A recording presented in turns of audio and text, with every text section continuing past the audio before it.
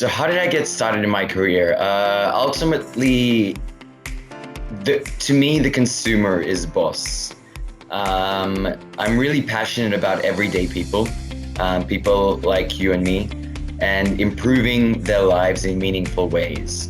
So I started my career in marketing over a decade ago, almost 2 decades ago. And I've really worked for a multitude of different diverse companies. In fact, WadzPay is probably my 15th company that I've worked for.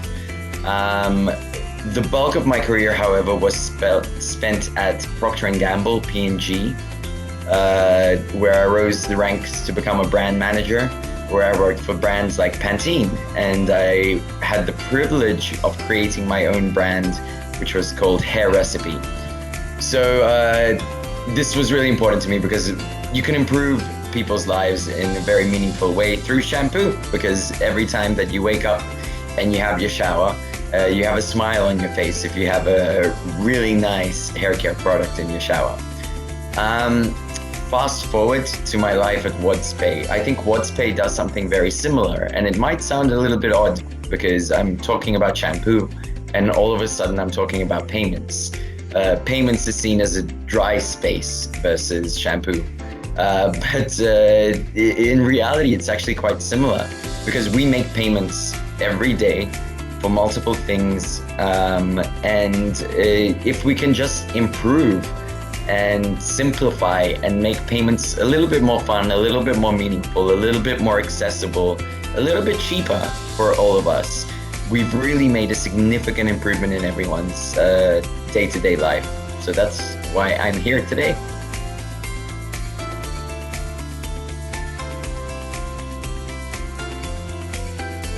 For sure. So a day in the life of marketing. So we're quite privileged in marketing at WadzPay. We have by far the biggest team.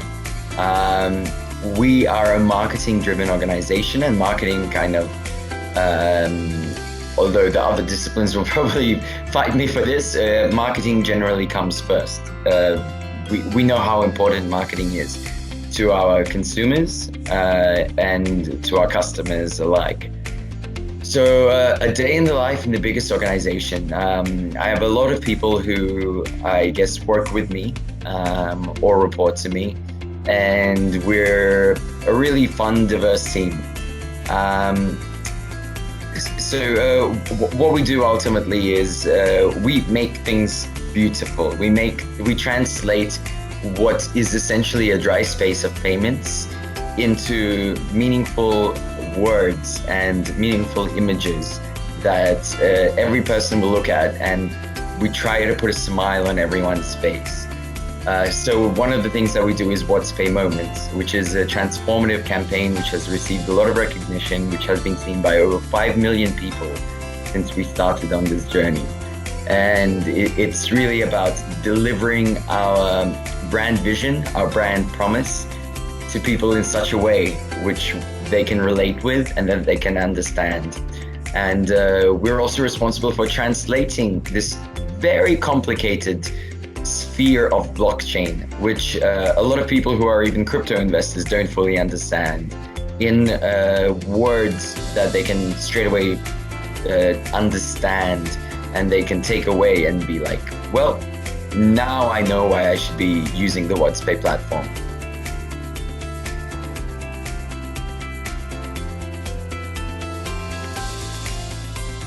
I don't have heroes.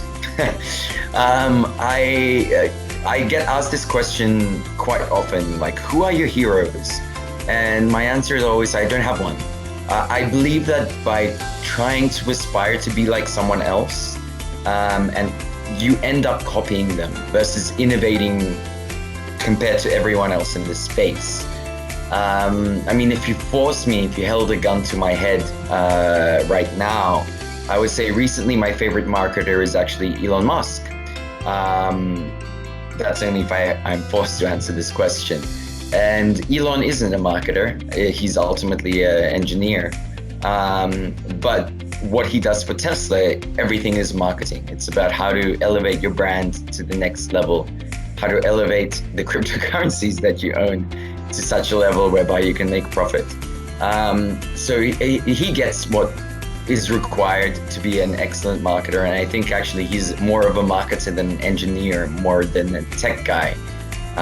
But generally, I think having heroes can be a dangerous space because you end up emulating them versus innovating compared to what everyone else is doing.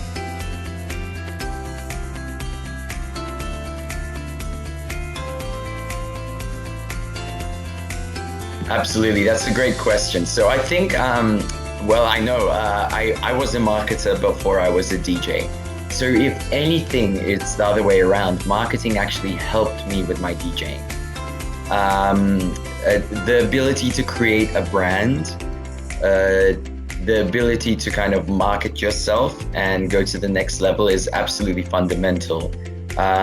Most people in DJing don't really understand marketing, which is why they plateau at a certain level, whereas my ability to market has taken me to the next level. So for viewers at home, if you're wondering, is this guy really a DJ? So I formed a duo called Rave Republic, something like 6 years ago. I left P&G around then as well. Actually, it's more than 6 years, I think 7 or 8 now. So I left my job at Procter & Gamble to tour the world full-time and had amazing times whilst doing it. Of course, we have COVID now, so DJing is kind of on the back burner for now, although we still release a lot of music. We try to release a new song every 1 to 2 months and occasionally do live stream sets whilst waiting for the world to open up so we can pick up DJing once again. But absolutely, I think marketing is what fuels DJing as opposed to the other way around.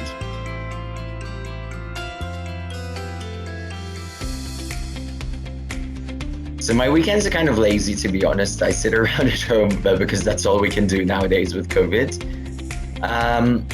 One thing that I don't think a lot of people will realize, so I've been in Singapore for like 11 years now, maybe more.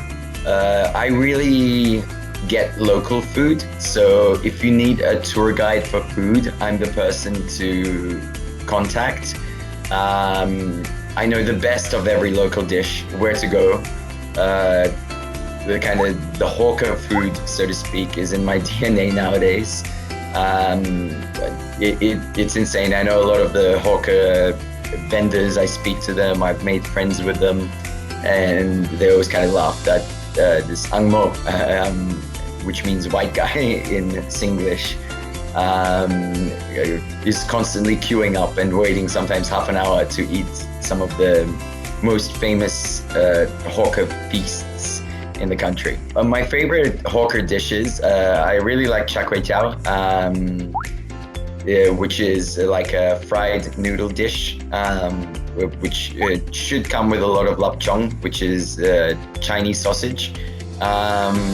Sambal, which is a chili stingray, is another thing which I can't go without. It's something that I crave and have to have often.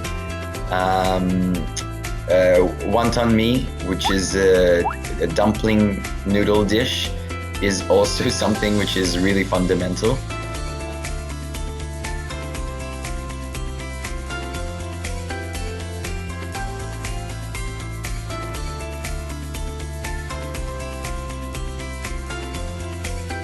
Trust is fundamental. As with any relatively new industry, trust is at the forefront.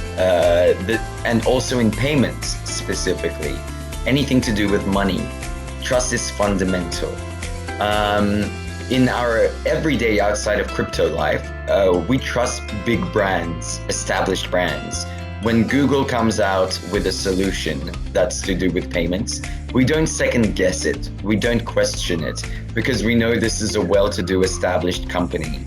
And if they break your trust, that will be a far bigger implication versus you losing your money. So you inherently trust in those companies. And that's ultimately what we are trying to do as WadzPay as well. We are establishing ourselves with a big brand. We are working with really big partners. We've already announced our partnership with IDRP, which is a very trusted digital currency company in Indonesia. And we have a lot more partnerships that we are going to announce in the future, including with, let's say, one of the biggest payment giants in the world. So having those partnerships, having ourselves as a big brand is really fundamental. At the same time, we also have a really sophisticated security layer where we do partner with companies like Google Cloud Platform, with HashiCorp Vault, which are really trusted, established companies in both payments and the digital currency, cryptocurrency spaces. We make sure that everything we release is vetted. We go through a great degree of testing with everything that we do. And I hope that kind of leads to the creation of trust. In the future, I don't think this is a question that is going to come up. As long as you are a big company, and we are a big and rapidly expanding company, you inherently have trust in companies like ourselves.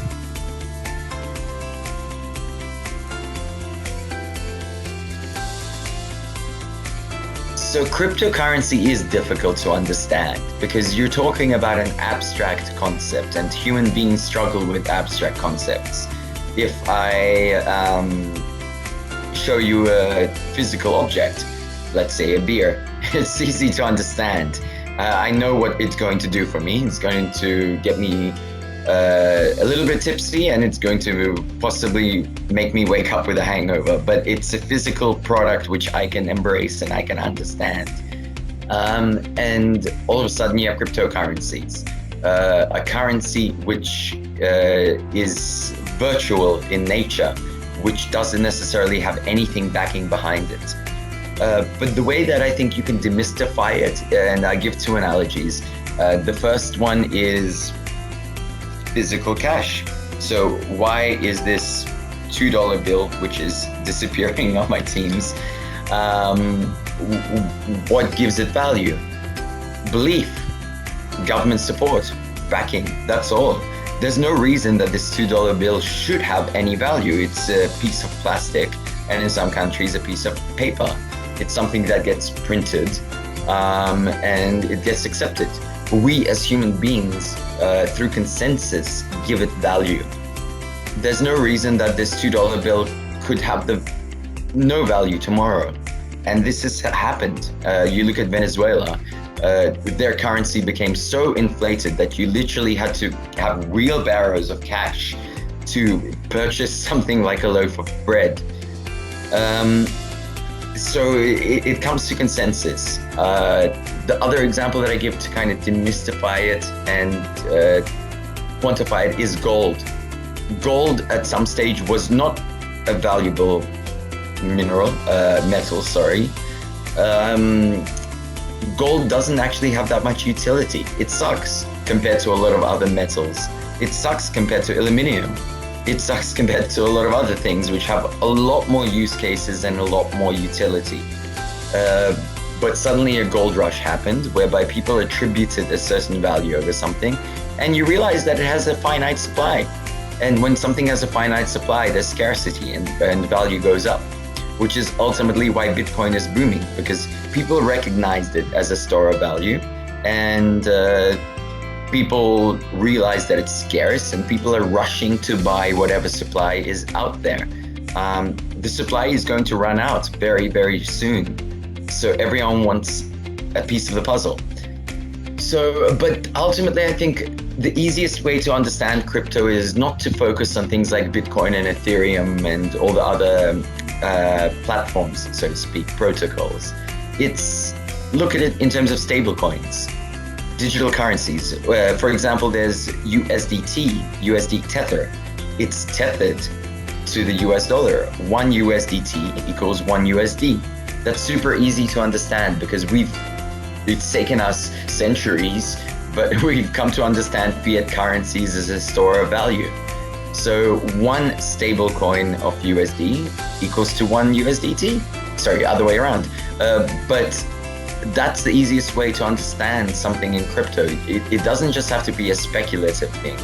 It can be a very tethered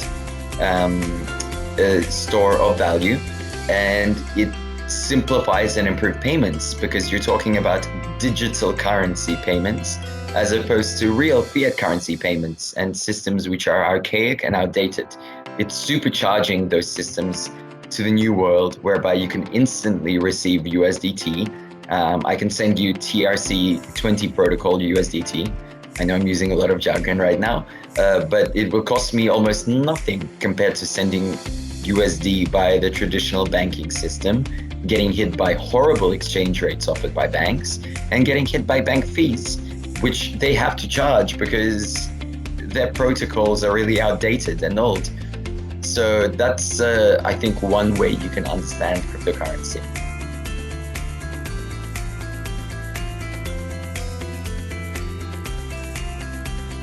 I think the biggest challenge in cryptocurrency, digital currencies, is the multitude of different protocols and technologies that are implemented.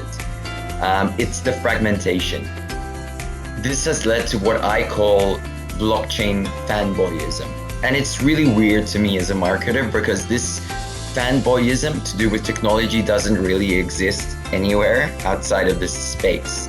For example, when you download your applications on your phone, you don't really care what programming language it's coded in, whether it's Java or Python or whatever else. I'm not a tech guy. You only care about your end user experience. However, in cryptocurrencies, people are really obsessed about different protocols, the technologies which are used to build each of those cryptocurrencies and digital currencies. So people will fight each other to say that Ethereum is the best technology, or Cardano is the best technology, or Polkadot is the best technology, or VeChain, and I can go on and on and on and on and name every single technology that has been created leveraging blockchain as the underlying layer. People genuinely have internet fights about this. It's absolutely insane. So what I think WadzPay really brings to the table is we take a samurai sword and we slice all those blockchains, all those different protocols at the very top. And what happens is the heads come falling down and they create a sort of bridge which connects and unites all of those blockchains. Because let's face it, we don't know what is going to be the emerging or the most adopted blockchain in the universe, for lack of a better term. It might be Ethereum, it might be ADA, it might be Polkadot, it might be VeChain, it might be something to do with the Binance Smart Chain, BSC. But that's not important. We also know that governments are coming up with their own digital currencies. We know that China has a Chinese yuan. We know that something like 90% of the world's central banks are looking at creating their own digital currencies. So what happens when you suddenly have government-specific sovereign e-currencies, when you have your different chains, when you have a bunch of stable coins, and when you have banks all vying to be part of the payments puzzle? This is where we really come in. We come in with a solution and we are building a technology that unites all of those systems. We unite every payment platform, we unite every digital currency platform, every technology, every protocol as one. But we create this layer which just connects everything all at one. Because why should a consumer care about the platform or the network that blockchain or a cryptocurrency uses? Currently, we don't want to have different currencies, different protocols in our wallet. We want to have one currency, and we want that currency to be able to be paid anywhere in the world. That's why credit cards are so popular, right? We don't have to pay in the fiat conversion becomes very at the back burner. It becomes like a secondary thing, right? It becomes almost invisible to us. But of course, we pay the terrible exchange rates that are being charged by the credit card companies. So I think this is ultimately where WadzPay really comes in. We make payments invisible. You don't have to think about it anymore. You make a payment, full stop, done. You get the best rates, you use the best platforms and the best networks, and blockchain fanboyism becomes a thing of the past.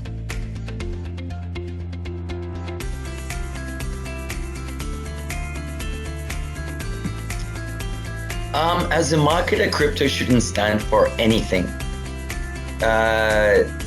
It should be invisible. Payments should be invisible. Payments should be something that people don't think about. It should be really common sense and simple to use. At present, I think crypto is a bit too complicated. It's like you need an encyclopedia to get into it. There's a lot of busy work and research that is required to do anything in crypto. Even getting fiat money into crypto is a complicated task, which is why we as WadzPay are really trying to simplify this. Like I said, we need to become almost invisible. The technology shouldn't matter to people. It's your end goal and your end outcome, which is what should matter to people. So we're trying to simplify the crypto experience, and that's ultimately what my biggest goal is as a marketer: make crypto simple.